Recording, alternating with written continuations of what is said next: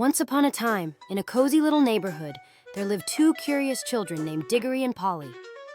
They were the best of friends, always ready for an adventure.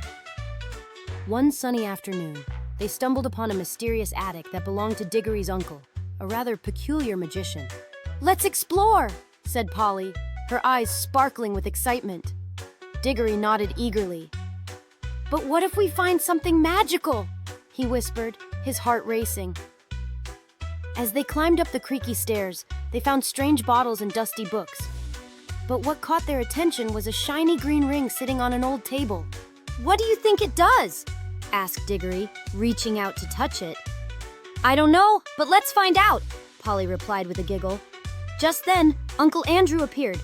He had wild hair and wore a long coat that looked like it was made of shadows. "Ah, you shouldn't be here!"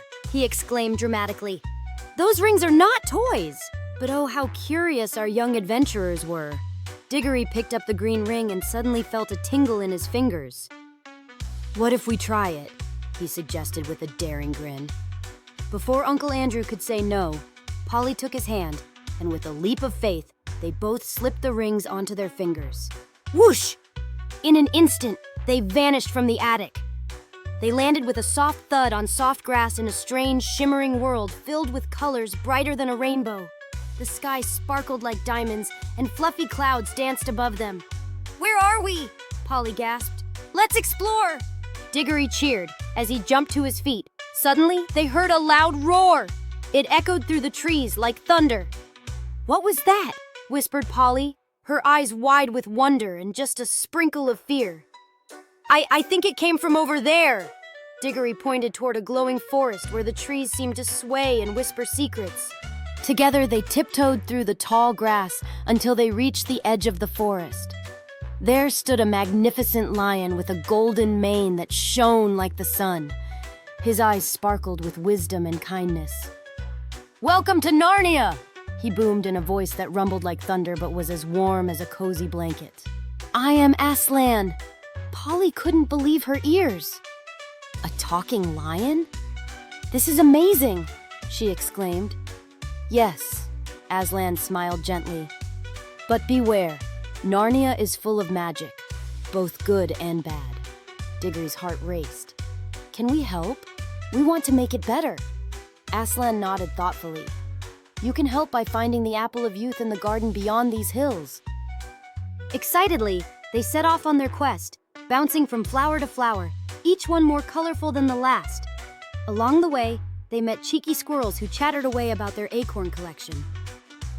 "Do you have any spare nuts?" one squirrel asked mischievously. "Just some chocolate," giggled Polly as she shared her treat. After much laughter and many giggles, they finally reached the garden gate guarded by an enormous tree that looked like it had been around since time began. "Who dares enter my garden?" grumbled the tree in a deep voice. "It's us," said Digory boldly. "We're here for the apple." The tree raised its branches high and chuckled softly.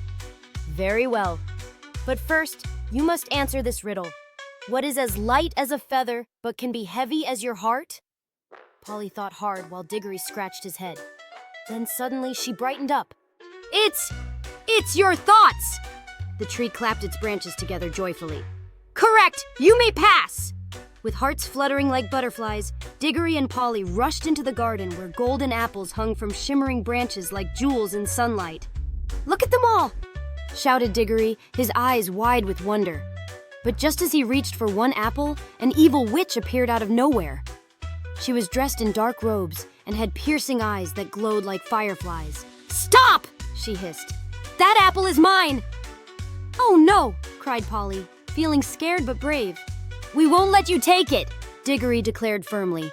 With quick thinking and teamwork, they tricked the witch into chasing after them while Aslan roared from afar. The ground shook beneath her feet. Finally, using their quick wits and some clever dodging, and lots of giggles, they managed to grab an apple just in time before fleeing back to Aslan. "You did well," Aslan said proudly as he accepted the apple from them. Digory grinned ear to ear. "We couldn't have done it without each other." Aslan smiled warmly at them both. "Friendship is the greatest magic of all."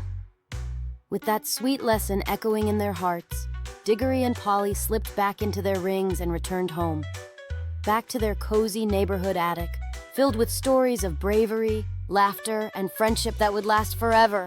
And so ends our tale of adventure in Narnia, a place where magic dances on every breeze and friendship makes everything possible. Now remember, kids, when you believe in magic and in each other, anything can happen.